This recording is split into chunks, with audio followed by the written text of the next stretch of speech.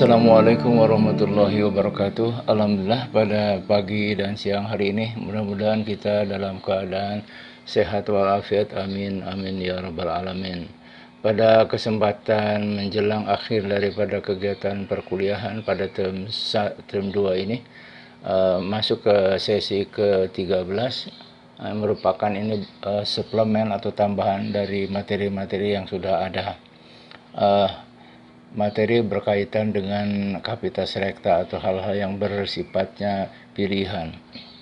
Kita berbicara tentang sifat dari entrepreneur, itu adalah dia kreatif, inovatif. Jadi sebuah proses kreatif dan inovatif ini tidak lepas dari adanya hubungan antara ide atau visi yang dari seseorang atau organisasi, dari sebuah perusahaan. Ide dan visi ini didukung oleh adanya skill and knowledge, bahkan ini dengan attitude ya. Jadi dari kedua tersebut tentunya selanjutnya sebuah ide ini diimplementasikan dalam bentuk project atau inkubasi. Project inkubasi ini merupakan suatu project dalam skala kecil. Kemudian dilakukanlah evaluasi terhadap proyek tersebut. Kemudian apabila hasilnya sudah positif menguntungkan, maka masuk ke dalam proses yang disebut dengan implementasi. Kemudian dilakukan evaluasi lagi, kembali lagi ke skill, knowledge, and attitude. Kemudian di sini vision, missionnya masuk, dan kembali ke proyek-proyek tambahan ataupun proyek perbaikan. Ini merupakan sebuah siklus daripada proses kreativitas dan inovatif. Kemudian kita berbicara pada inovasi, dan inovasi adalah sebuah proses. Jadi inovatif proses ini terdiri dari 4 kategori. Pertama disebut invention, yang kedua disebut dengan extension, yang ketiga disebut duplication, dan yang keempat disebut synthesis. Apa yang disebut dengan invention atau temuan adalah merupakan atau menciptakan sesuatu yang baru yang sebelumnya belum ada. Contoh penemuan model sosro bahu dulu pada pembuatan jalan layang, ini merupakan sebuah penemuan. Kemudian penemuan lampu listrik oleh Alva Edison itu merupakan invention. Kemudian yang kedua disebut dengan extension. Extension artinya memperluas atau mengembangkan dari sesuatu yang sudah ada. Misalnya pembuatan brownies cake dari tepung mocha merupakan extension daripada sebuah proses inovasi. Kemudian yang berikutnya disebut dengan duplication. Duplication itulah membuat duplikat atau proses membuat ulang atau replikasi dari yang sudah ada. Contoh dulu ada motor Honda Supra, kemudian ada Honda Beat, dan seterusnya. Ini masih berkembang lagi kalau dari sisi duplication. Kemudian berikutnya disebut dengan sintesis. Sintesis ini adalah memasukkan formulasi baru kepada produk yang sudah ada.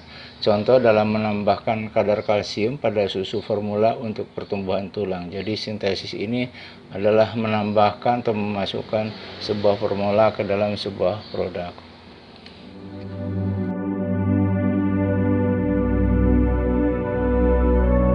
Selanjutnya, apa yang harus Anda ketahui dan Anda punyai sebagai seorang wirausahawan? Ini beberapa kriteria yang harus kita kuasai dan kita pahami berkaitan dengan jiwa kewirausahaan kita. Pertama, apa yang disebut dengan knowing your business.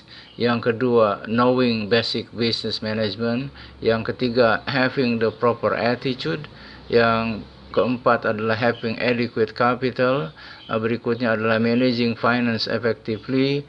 Kemudian managing time, people properly. Selanjutnya adalah knowing how to compete. Dan terakhirnya adalah satisfying the customer. Kita bahas satu-satu. Apa yang disebut dengan knowing your business? Knowing your business artinya kita mengetahui dan menguasai sebuah bisnis adalah sebuah tuntutan dan keharusan dalam zaman serba terbuka dan berkompetisi secara sehat. Sebagai mahasiswa Unpas jurusan Teknologi Pangan tentunya sudah harus berkesesuaian dengan atau antara minat dan penguasaan teknologi bisnis pangan melalui pendidikan dan pelatihannya. Jadi tentunya insya Allah bahwa saudara selain kuliah kemudian nanti dalam aplikasinya dalam kehidupan sehari-harinya tentu menguasai atau mengetahui menguasai tentang bisnis pangan yang tentunya sudah banyak berlaku di kita di Indonesia ini. Berikutnya adalah knowing basic business management. Artinya kita mengetahui dan menguasai dasar-dasar business management. Saudara sudah diberikan bahan-bahan mulai dari production operation management, pricing philosophy, strategi penetapan harga, inventory dan distribusi barang hingga promosi menjadi unsur utama dalam penerapan marketing mix. Kemudian ditambah lagi dengan adanya financial management, walaupun masih pada tahap dasar, diharapkan Anda dapat menunjang usaha bisnis yang dijalankan untuk melihat suatu usaha tersebut visible atau tidak. Jadi di sini dasar-dasar manajemen tentunya sudah diberikan dan mudah-mudahan dapat dikuasai oleh saudara sebagai pelaku usaha di kemudian hari. Kemudian berikutnya adalah having the proper attitude. Kalau kita memahami dan menguasai tentang knowledge, skill, and attitude, di mana unsur attitude itu atau perilaku atau akhlak memegang peranan penting dalam diri seorang pelaku bisnis, di mana sebuah kepercayaan atau trust atau amanah menjadi dasar dan pegangan yang harus dimiliki oleh seseorang pebisnis dalam menjaga citra produk maupun perusahaannya. Berikutnya adalah having adequate capital. Ini menjadi sebuah yang perdebatan. Memiliki modal usaha yang cukup adalah penting. Namun demikian tidak selalu harus dimiliki secara langsung. Memiliki kepercayaan atas penggunaan dan penyediaan modal sebagai sebuah kepercayaan atau trust diharapkan dapat diwujudkan dalam bentuk dukungan suatu modal usaha. Jaringan kepercayaan yang dibentuk melalui pengalaman dapat mengundang investor untuk mendukung sebuah usaha yang visible. Jadi memang benar bahwa modal itu memang harus ada, tetapi tidak secara keseluruhan, tidak mutlak, bahwa banyak pengusaha-pengusaha tidak memiliki modal penuh tapi menggunakan upaya bagaimana modal itu diciptakan. Berikutnya adalah managing finance effectively. Ini adalah berkaitan dengan penggunaan modal usaha di mana pengelolaan sumber dana secara efektif dan efisien menjadi sebuah keharusan. Pengawasan dan pengendalian atau controlling selain aspek perencanaan atau planning, organizing, dan actuating menjadi sebuah kombinasi untuk menjaga sebuah bisnis itu sehat. Jadi bagaimanapun juga finance ini harus di-manage secara efektif sehingga tidak menimbulkan sebuah kerugian. Berikutnya adalah managing time and people properly. Di sini unsur waktu atau time dan manusia atau man menjadi sangat penting. Kombinasi pengelolaan sumber daya manusia dengan basis perencanaan dalam pengertian skala waktu yang tepat harus sesuai dengan capaian dan target yang ditetapkan. Jadi di sini adalah kemampuan kita dalam mengelola waktu sehingga waktu yang digunakan itu betul-betul tepat. Kemudian juga manusia sebagai pelaksana, di mana kita adalah trust on people di sini, makanya bahwa managing time and people ini adalah harus dikerjakan dengan secara properly, tepat artinya.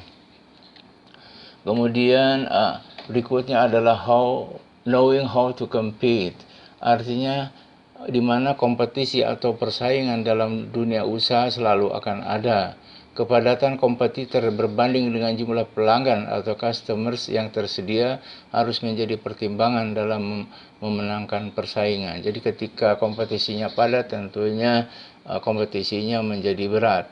Kemudian penguasaan pasar dan produk yang telah memiliki brand image menjadi sebuah tuntutan untuk diketahui dan dikuasai oleh seorang wirausahawan.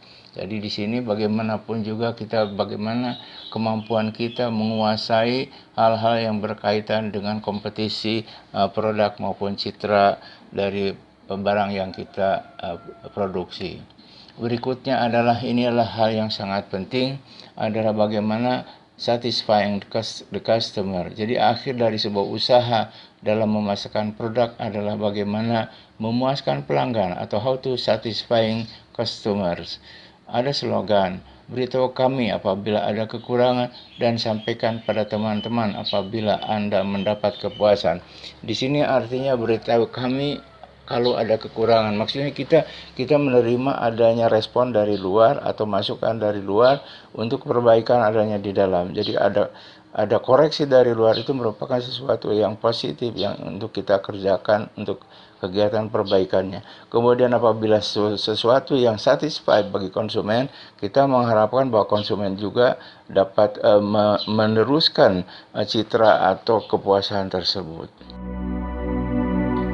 Itulah barangkali yang dapat disampaikan. Mudah-mudahan dapat dimanfaatkan, mudah-mudahan dapat digunakan sebagai bekal kehidupan di masa datang yang insya Allah akan lebih cemerlang. Demikian penyampaian Kapita Selektas pertama ini yang mudah-mudahan dapat berguna dan dapat dipahami dengan sebaik-baiknya. Terima kasih. Mudah-mudahan semuanya dapat menjadikan kehidupan ini lebih baik, kehidupan kita menjadi lebih terarah dalam memasuki tahun-tahun yang akan datang. Terima kasih. Assalamualaikum warahmatullahi wabarakatuh.